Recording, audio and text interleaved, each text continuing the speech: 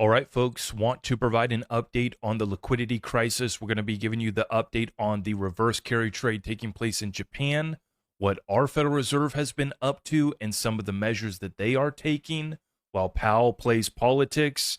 The balance sheet tells us a different story. President Trump and Scott Bessent also working to bring interest rates down. So, how does that play in to the situation when we also are watching the conflict in the Middle East unfolding?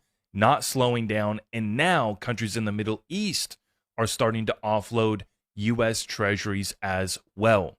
It's a flight to liquidity. Where is their safety? Let's try to figure it out together. Appreciate you for stopping by, and if you want to join our community, make sure you subscribe, hit that notification bell. All of our community resources are available at zachrector.com, and we greatly appreciate your support. Let's get right on into it, folks. We got statements coming out today. Japan's top currency diplomat, not going to try to pronounce the name, said that Tokyo needs to take decisive steps if these trends continue. Mamuro also stated that further falls in the currency could justify a near-term interest rate hike, providing additional support to the JPY. That's the currency out of Japan. Quick reminder of what the Japan carry trade is and what the reverse part of the carry trade is. The carry trade has been done over decades. This built out over the past, 20, 30 years. While interest rates were low in Japan, you could take out cheap debt denominated in Japanese yen, and then you could go leverage that in U.S. equities, U.S. bonds, in other markets, in crypto, right? You're taking almost cheap or nearly free debt out in Japan, and then you're taking that trade somewhere else. That's the carry trade.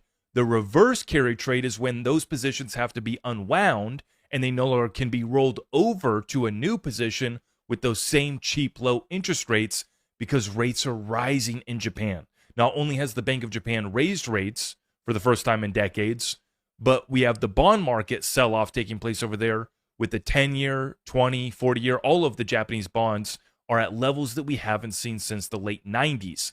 So they're trying to protect their currency while battling inflation.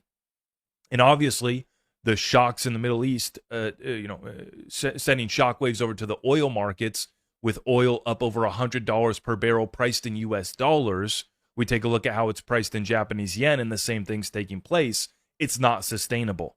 And so as this conflict in the Middle East continues, this only exacerbates the liquidity crisis that's unfolding, not just in the carry trade, but in a global margin call that's taking place across all markets. Every country, every central bank faces their own unique